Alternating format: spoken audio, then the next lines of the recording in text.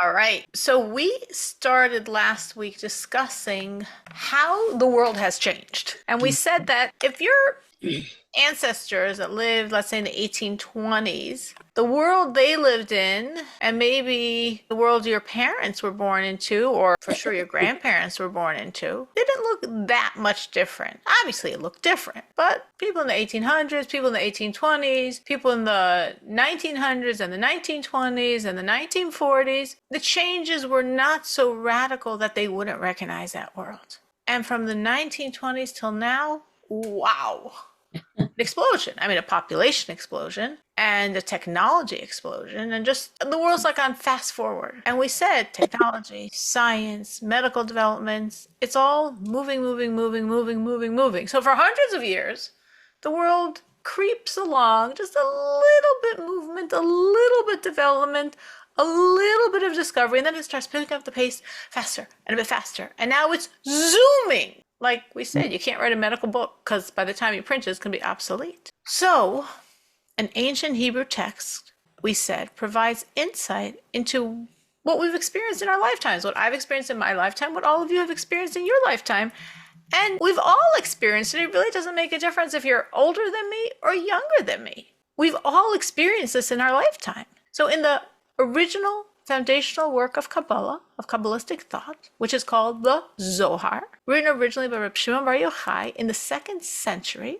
There's a prophecy recorded. Now that's pretty unusual because this is not a book of prophecies. It's a book of mysticism, the most foundational book of mysticism, but there's a prophecy recorded. Now we said this is discussing Noah and the Great Flood, which occurred when Noah was 600 years old. And it says then the windows of above and the windows of below opened up and flooded the world. All the waters of above rained down, and all the waters of below were gushing forth, and the world was washed with water. This was in the 600th year of the life of Noah. So the Zohar states that in the year 600 of the 6th millennium, which means from creation, the year 5600, once again the fountains of above and below will open up.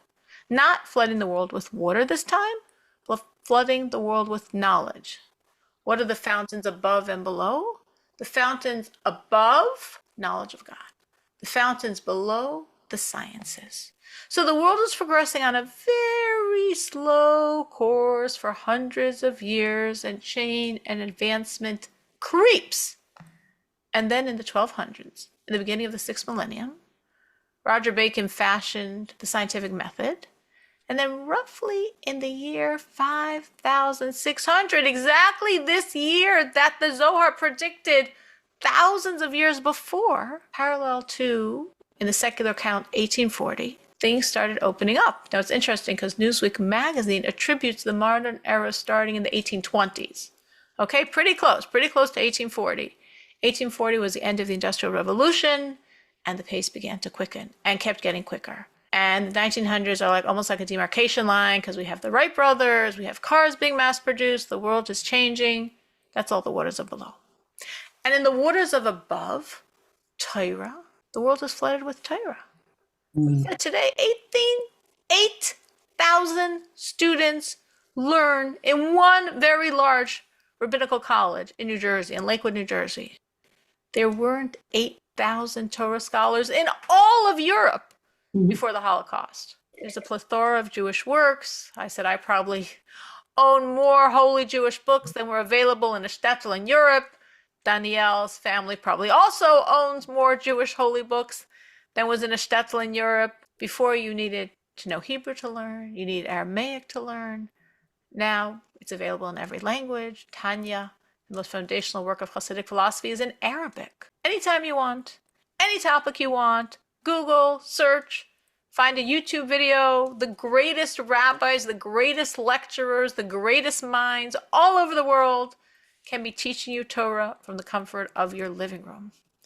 So what's the point of this great flood of knowledge? And what's the point of this great flood of science? So in the Zohar, this is a quote. It says, in the 600th year of the 6th millennium, the windows of wisdom above and the fountains of wisdom below will open up, and the world will be rectified in order to progress to the 7th millennium. So the developments of Torah, primarily flooding the world with the inner secrets of Torah, which began around 5,500 with the Baal Shem Tov, and the developments in the scientific world are all to enable us to transfer to the seventh millennium. The seventh millennium means the millennium of Mashiach. Why is science helping us transfer to the era of redemption? The world being flooded with Torah as the segue to redemption, that makes sense. But why are radios and video technology part of the process? And the Lubavitcher Rebbe explains that actually this technology is a great tool, and that many concepts that would be very hard for us to understand because of technology, actually it makes sense to us. In other words, now with phones, we see and hear people at the other end of the world. So when we are told there's an eye that sees all, there's an ear that hears all, well, that makes sense to us. I mean, with video technology, the idea that all is seen and all is recorded, and after a person passes away, it'll all be played back to them, well, that makes a lot of sense. I mean, so to speak, on a certain level, we all can do that, right? We all pull out our phones. It used to be you had to have some type of camcorder. All you need now is a phone. So the way the world has developed makes ideas that hundreds of years ago were very abstract, very hard to fathom, very simple, very obvious, very easy to understand, because it's exactly part of our world. But of course, it's more than that, even more so. We can use the technology available to have the world begin to fulfill the messianic vision of the prophets. Meaning, it states, for example, that the world will be full of knowledge of God, that all flesh will perceive God by the redemption. Now, imagine someone giving a Torah class on the radio. Well, those radio waves literally penetrate the entire world. They go and go and go and go and go and go and go and go and go. So when someone is giving a Torah class anywhere in the world, on the radio, for example, the entire world is full of knowledge of God. And people all over the world can perceive it. People all over the world could hear the words of God discussed as they're spoken on the radio.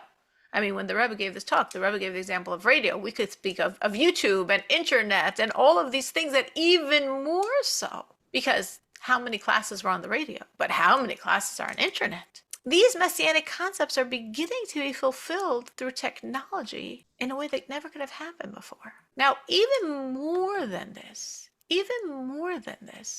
because what we're saying here is technology, but there's actually more.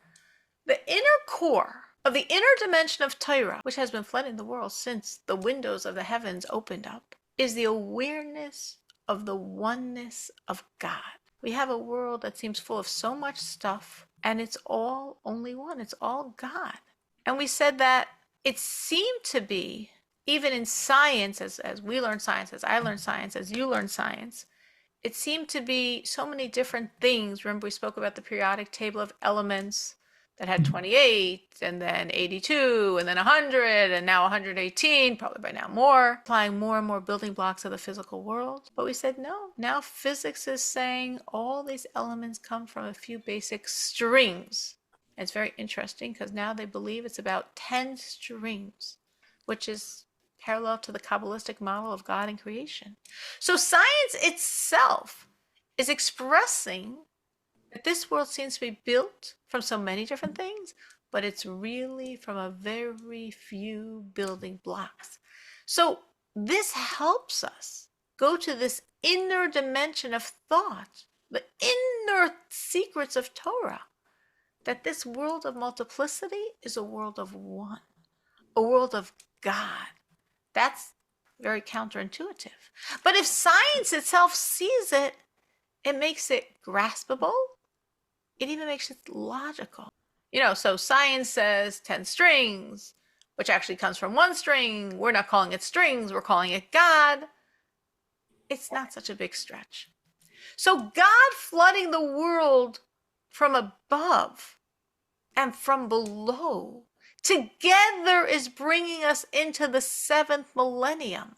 The windows of heaven are raining down on us the secrets of Torah. We, you and I, know secrets of Torah people that lived before us never knew, and they probably were far greater and wiser and holier than us. And the science and technology as well. This is helping us transfer to the era of redemption. So I'm overviewing what we did last week. Now continuing, what does the Zohar mean by this concept of the seventh millennium? Right? The Zohar said that the windows from above, the windows from below are transferring us into the seventh millennium.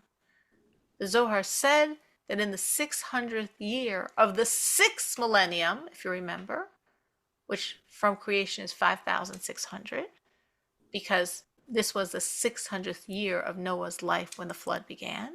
So the 600th year of the sixth millennium, the year 5,600, parallel to 1840, is to help us transfer into the seventh millennium. So the world was created in 7 days. I know I briefly touched on this last week. I'll explain it more now. According to the sages, based on a verse in Psalms, Psalm 90, verse 4, it says there, 1,000 years in your eyes is like a day that passes. So that verse, Psalm 90, verse 4, 1,000 years in your eyes is like a day that passes. From that, our sages say, each day created 1,000 years. Well, God created the world in 7 days. So that gave this world a mandate of 7,000 years. Each day became a millennium. Now, God created the world with his 7 divine emotive attributes.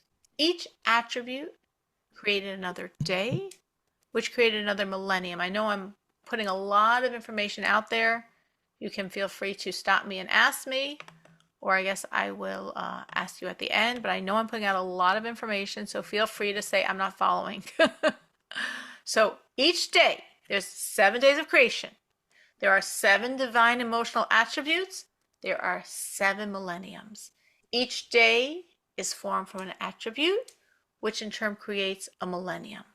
For example, the first day was created with God's super powerful kindness. So where do we see that in the day of creation? Well, the first day of creation, God created a light too powerful for the world to handle.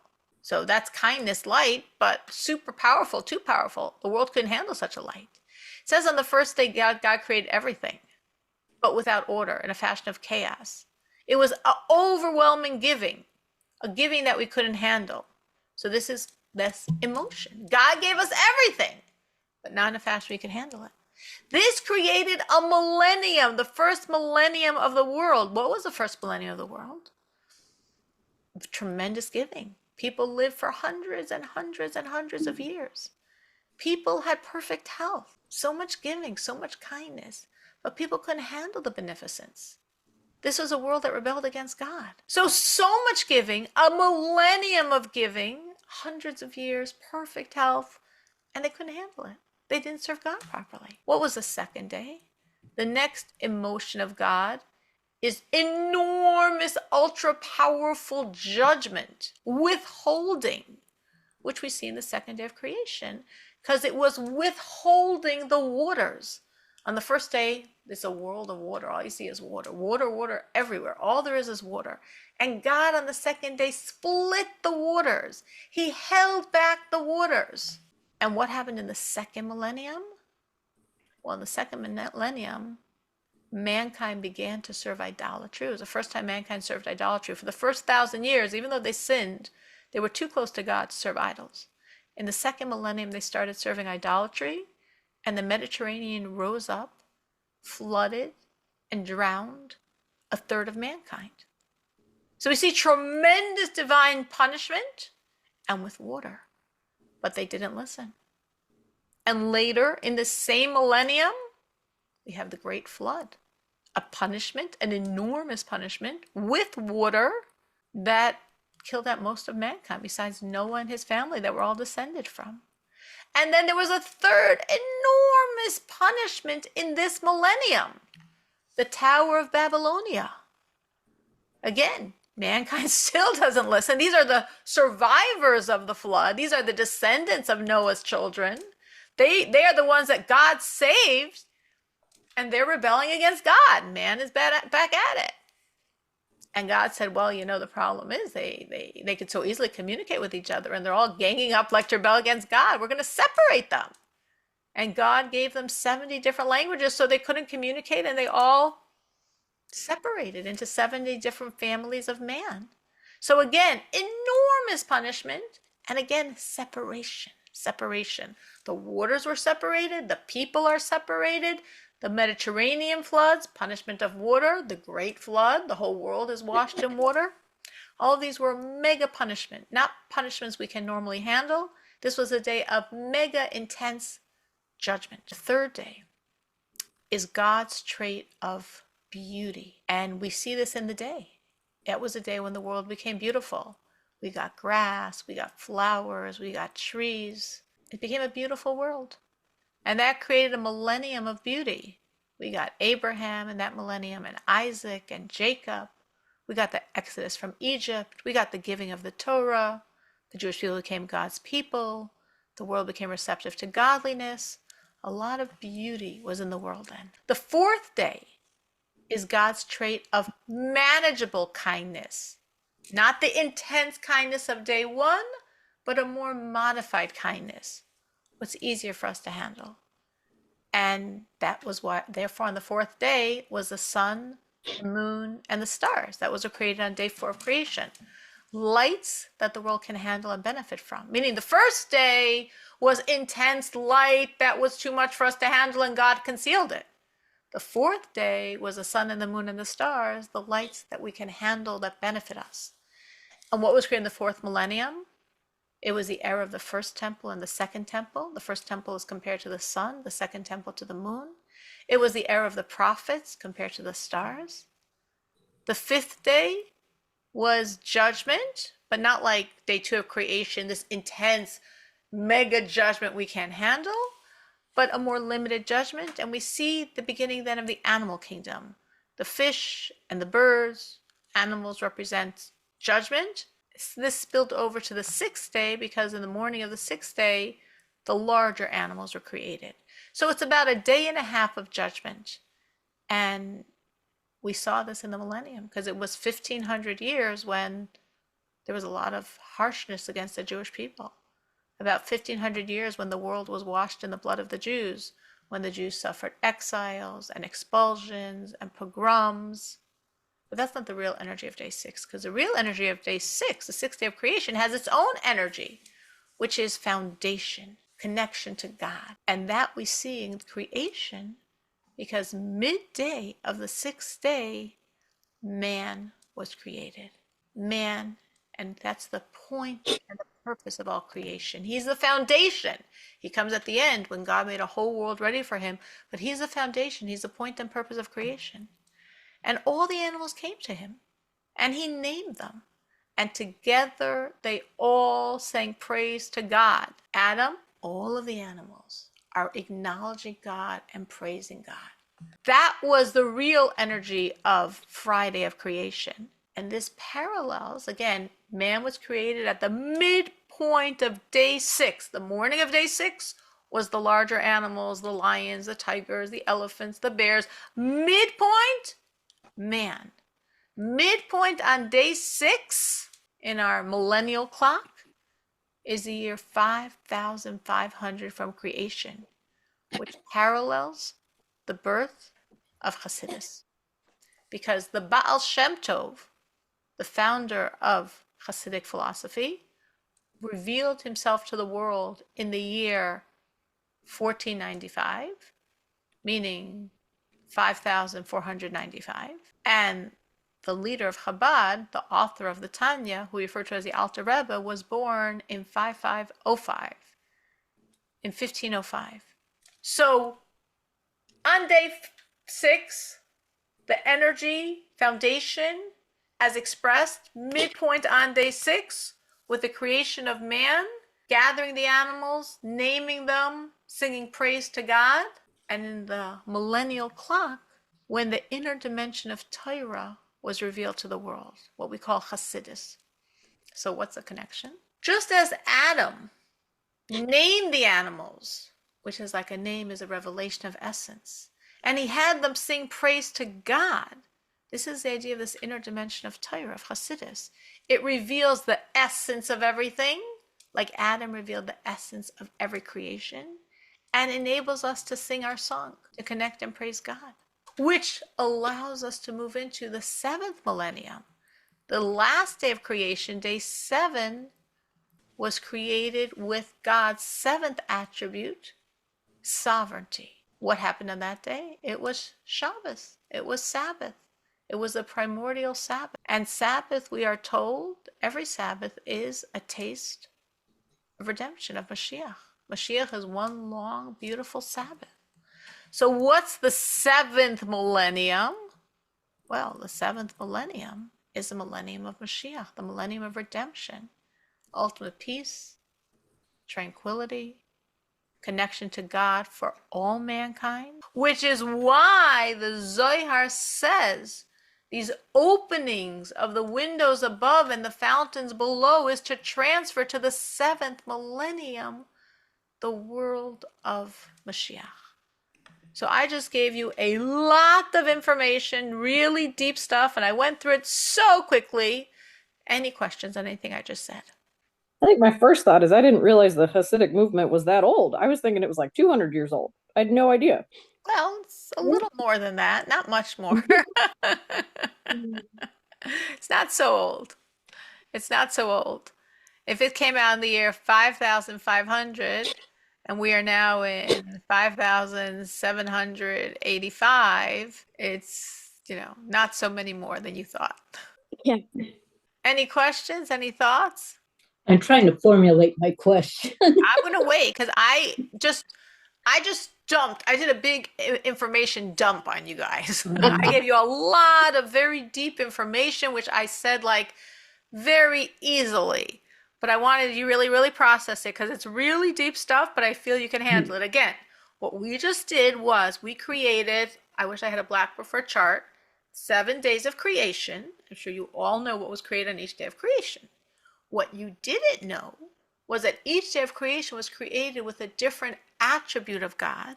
And that's why these things were created on these days, because the attribute caused that energy to be expressed.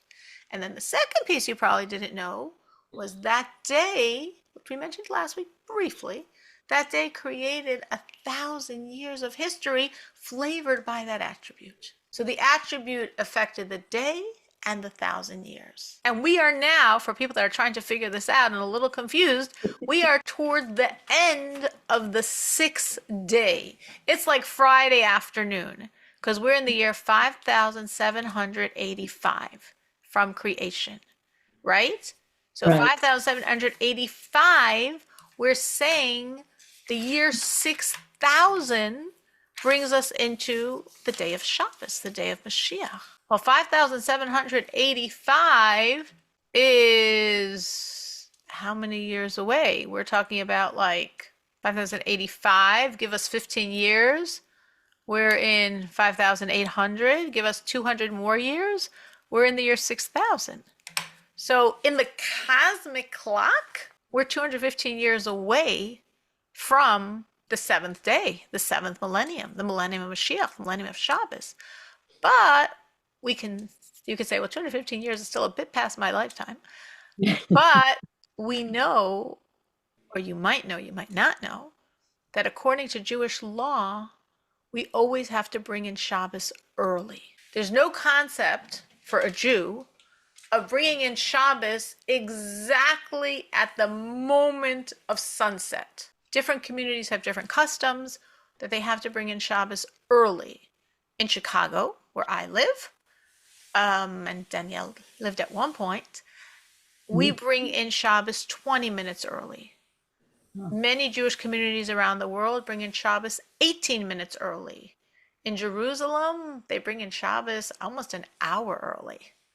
Wow. So different communities have different customs, but everyone has to bring in Shabbos early. So when we say we're late Friday afternoon, you say late, 215 years, you got plenty of time.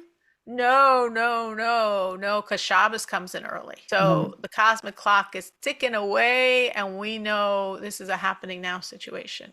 The question that I think I got it formulated, but you had mentioned one of the days that, yeah, the fourth, manageable Manageable kindness. kindness. Yeah. And then you mentioned that that was when, like, the first and second temple, and that was God keeping that idea where he was until it was time to reveal to do the first temple and then the second temple. That's where I'm getting confused. Or even, Abraham for the third of beauty, and that, and you mentioned Abraham and the giving of the Torah, and that I'm a little confused of the time that comes. I mean, that is that within 3,000 years that Each Abraham. each of those things I mentioned are within a millennium, meaning the Okay. first 1,000 years from like creation until the year 1,000 is the years when people had very long lives, people were Mm-hmm. very healthy, and it was tremendous chaos in the world. It was a chaotic world. It wasn't a world that had what we call regulation, like Mm-hmm. that first attribute of God, supernova kindness, so big, but like sort of too big for us to handle. The second millennium, from the year 1,000 till the year 2,000, was the year where there was enormous holding back, enormous punishments to the world. Like we said, that was a millennium where the Mediterranean flooded and washed Mm-hmm. away a third of mankind. That was the millennium where all this happened in the same millennium from the year 1,000 to the year 2,000. Okay. Great flood that killed out everyone but 9 people in the world. That was the millennium of the Tower of Babylonia, where mankind Mm-hmm. became scattered from the beginning of time until towards the very end of this second millennium. The entire world spoke biblical Hebrew. The whole world, the biggest evil people, the most evil, horrific people in the world, and there were, spoke biblical Hebrew. That was the only language there was. God scattered the people by separating the languages towards the end of the second millennium, close to the year 2000. So again, we see separation, punishment as separation. That was from the year 1,000 to 2,000. From the year 2,000 to 3,000, that's where we're saying is the millennium of the patriarchs, of the matriarchs, of the giving of the Torah, of the Exodus, those very beautiful, those points of beauty in the world. Okay. From the year 3,000 to 4,000, we said that's the sun and the moon in a millennium, which is the first temple, the second temple, the prophets. We're told there were twice as many prophets as those that left Egypt.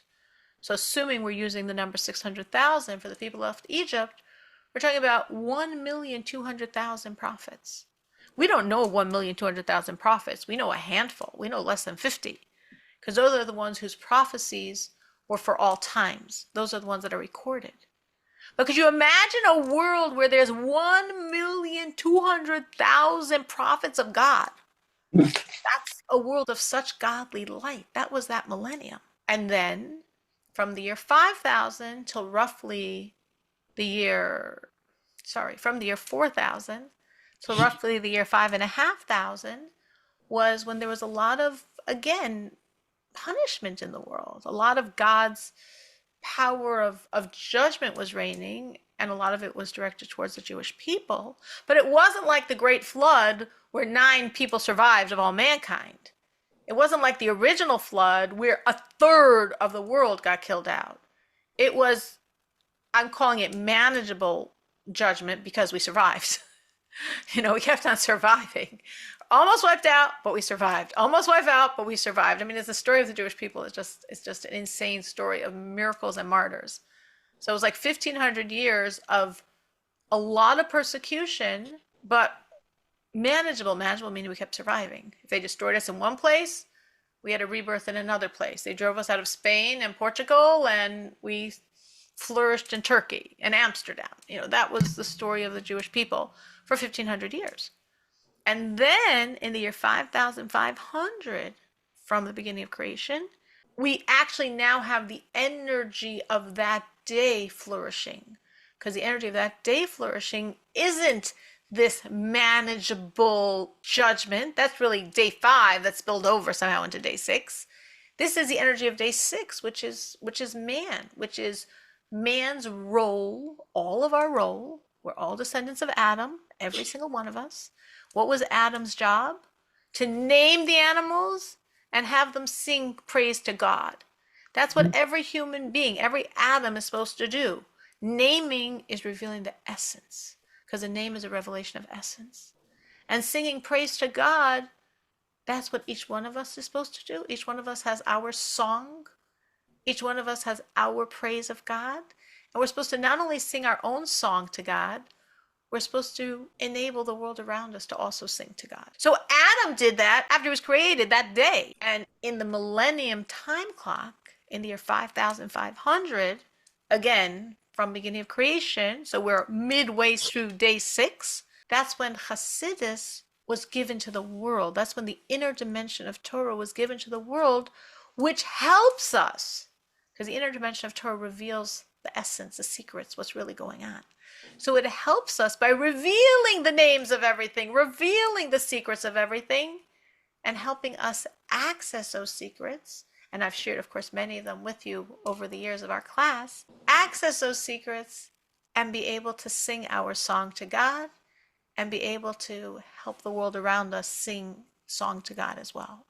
And that is bringing us to day 7 in the millennium, from the year 6000 to the year 7000, the millennium of redemption. One long, 1,000-year long, so to speak, Sabbath. Because every Sabbath is a microcosm of redemption. Thank you. Sure. Anyone else? Any other questions on this? So what was all this explaining? What we were explaining is why the world has been like on fast forward. If you talk about your childhood to your grandchildren, they could think you're a few hundred years old. We can know now why travel agents, payphones, telephone repairmen, they're becoming obsolete. We know why the 7th millennium is a millennium of redemption. We know why. We didn't touch on what and how, but we know why. And for those people that are older, this is the best time to find out, because we are told that every person is born with 3 partners, a father, a mother, and God. And each partner impacts most strongly a certain era of our life. Our father reflects most strongly the first part of our life, which is why it's the most physically oriented. Our mother, the second, and God, the third and final era of our life. So as we age, we actually are more and more connecting to that most godly energy that we have, which is, I think, a very cool thought that, it's not only we're getting wiser as we age, we're more naturally tuned in to our godly essence. And therefore, some ideas that maybe when we were younger we didn't know about, maybe if we had heard them, we wouldn't have related to them. Of course, there are younger people in this class as well. I'm talking for the older ones like me. But as we age, it just is more and more natural to connect to our godly self. And that's why, these ideas are so compelling. I think it's interesting that what you just said about fathers and mothers and the stages in life, because I think the way I lives and then the father, that's the way I always thought of it, is like, the mother, because you're spending so much time raising and nurturing and feeding and changing diapers and everything, that like how important the mother is at the beginning, and then the father. Yeah. So when you flipped it that like that, my brain is rejiggering. I think what you're saying is true. That's 100% true. And it's an interesting thought that I could really play either way, meaning in a sense you could see how the mother is really most foundational in our youth, and then as we grow up and as an adult, maybe the father has his chance to be a big impact on us.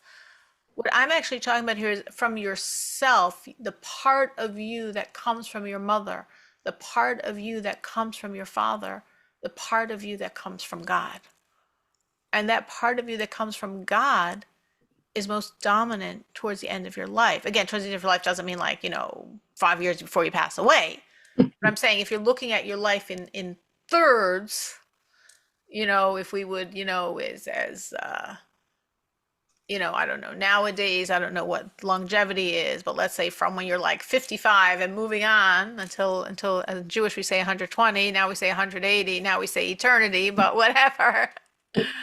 From let's say 55, 60 and onward, that's the most dominant part, which is why that as a person ages, they can really access God in a deeper way than they could before, which doesn't mean they couldn't before. And obviously you're not yet 55 and obviously you're accessing God, but it's just interesting to see this and understand this about ourselves, and to understand by the same token that when we're in our younger years, our physical drives are very strong, and then they change and it lessens as we get older. So it is, to me, it's very compelling, this idea of that as one ages, because of course in America, we could think of, oh, as you age, you become like, like an old car,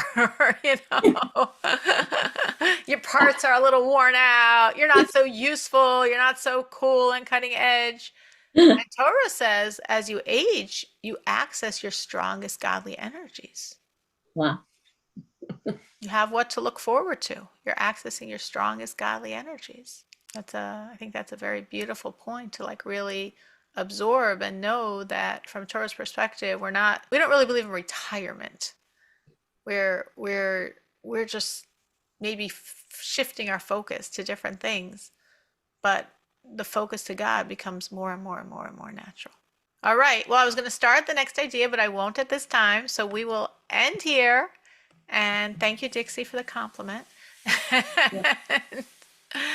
And I guess the takeaway is really this idea of how imminent Mashiach is, how close we are to that revelation, and of course, as we uncover the secrets, how we should all be singing our song. We each have our unique song to sing to God, singing our song and helping other people in our world sing their song as well.